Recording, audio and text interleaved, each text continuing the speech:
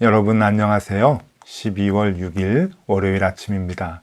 하나님께서 오늘도 참 좋은 날 선물로 주셨고요. 또 한 주간 시작할 수 있도록 우리에게 허락해 주셨습니다. 오늘도 감사하는 마음으로 말씀 보며 기도하며 하루 시작하도록 하겠습니다. 오늘 같이 볼 말씀은 마태복음 13장 18절에서 23절까지의 말씀입니다. 그런즉 씨 뿌리는 비유를 들으라. 아무나 천국 말씀을 듣고 깨닫지 못할 때는 악한 자가 와서 그 마음에 뿌려진 것을 빼앗나니 이는 곧 길가에 뿌려진 자요. 돌밭에 뿌려졌다는 것은 말씀을 듣고 즉시 기쁨으로 받되 그 속에 뿌리가 없어 잠시 견디다가 말씀으로 말미암아 환난이나 박해가 일어날 때에는 곧 넘어지는 자요. 가시떨기에 뿌려졌다는 것은 말씀을 들으나 세상의 염려와 재물의 유혹에 말씀이 막혀 결실하지 못하는 자요.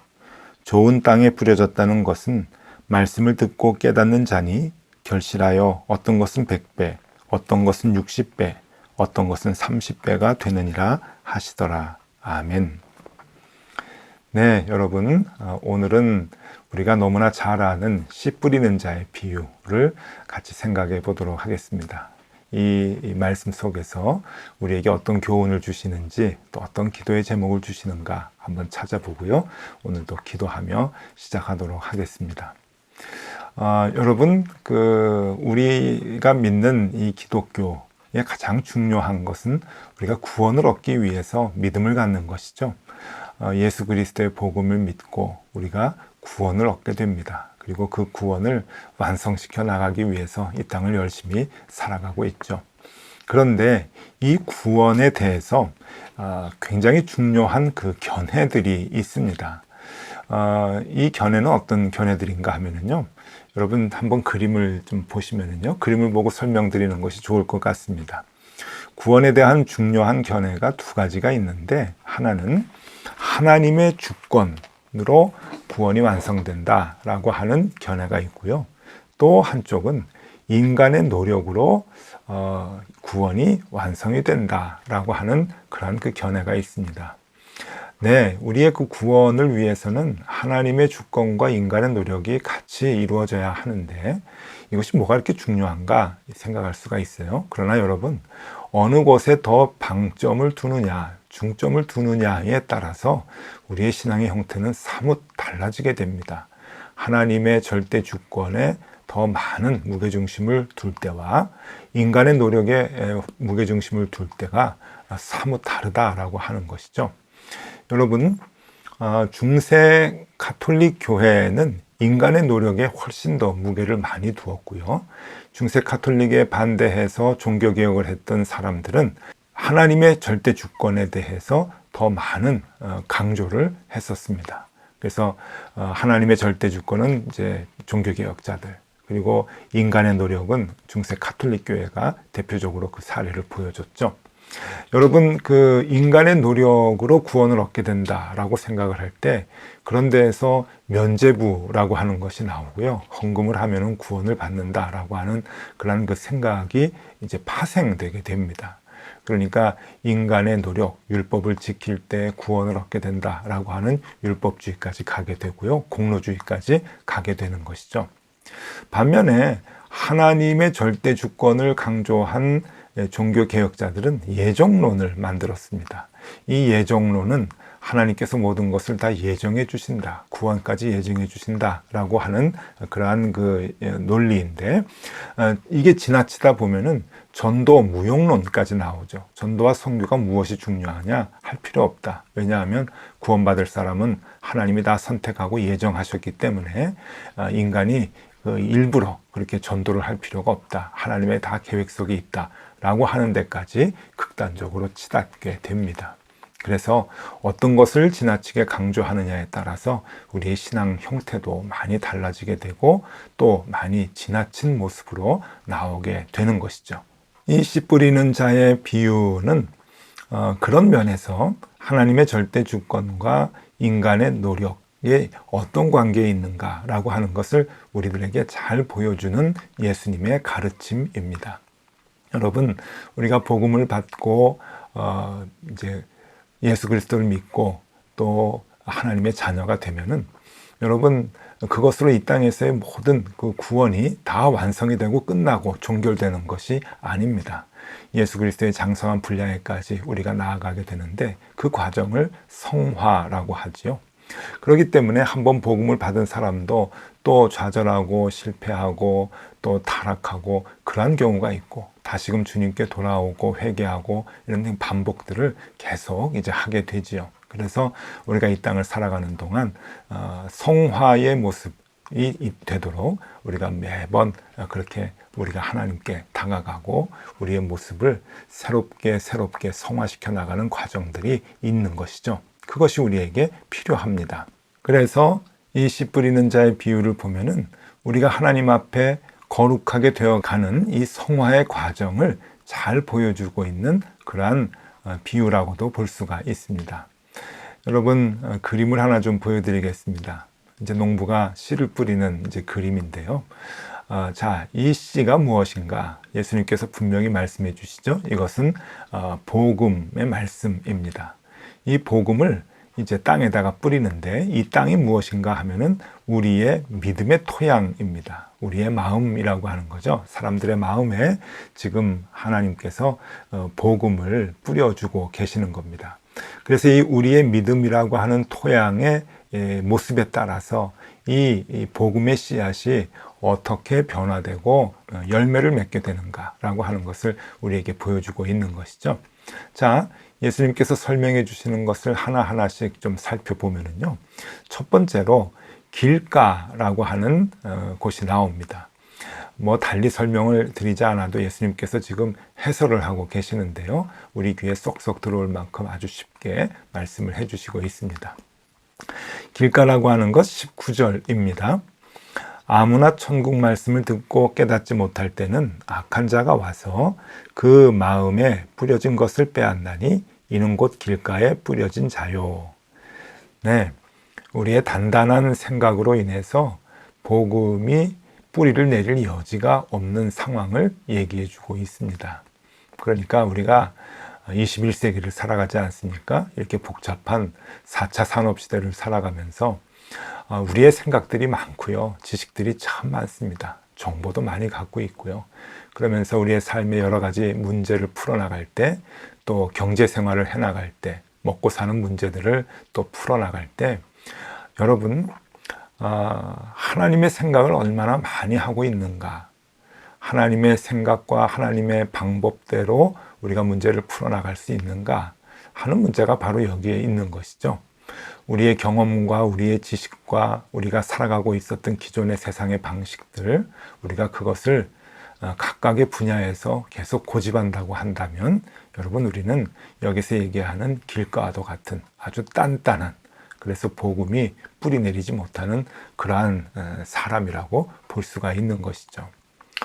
여러분, 오늘날도 주님의 방법과 주님의 가치관은 여전히 유지돼야 합니다. 그리고 그 방법대로 살아가야 되는 것이죠.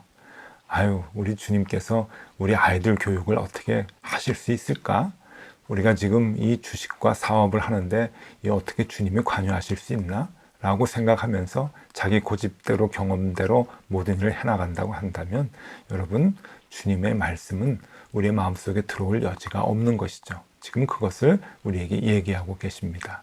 길가와 같이 단단한 마음이 있을 때 주님의 복음은 뿌려졌다고 하지만 열매를 맺을 수 없다라고 하는 것이죠. 두 번째는 돌밭이라고 하는 토양입니다. 이 돌밭은 한국 사람들은 잘 이제 이해하기가 조금 쉽지가 않은데요. 유대 땅은 대부분 돌밭이라고 보면 됩니다. 그러니까 흙이 한 표면에 10cm 정도 있고요. 그 10cm 안쪽으로 보면은 석회암층으로 이제 계속 되어 있습니다. 단단한 돌들이 있는 것이죠. 그러니까 이 복음이 한 10cm 정도 그 표면의 흙에서는 뿌리를 내리지만 그 밑으로는 더 뿌리를 내릴 수 없다고 하는 것입니다. 유대인들은 이 상황을 너무나 잘 알고 있기 때문에 돌밭이라고 하면은 그것을 연상하게 되는 것이죠. 오늘 말씀 20절과 21절입니다. 돌밭에 뿌려졌다는 것은 말씀을 듣고 즉시 기쁨으로 받되 그 속에 뿌리가 없어 잠시 견디다가 말씀으로 말미암아 환난이나 박해가 일어날 때에는 곧 넘어지는 자요. 네, 뿌리가 없으니까 넘어질 수밖에 없죠.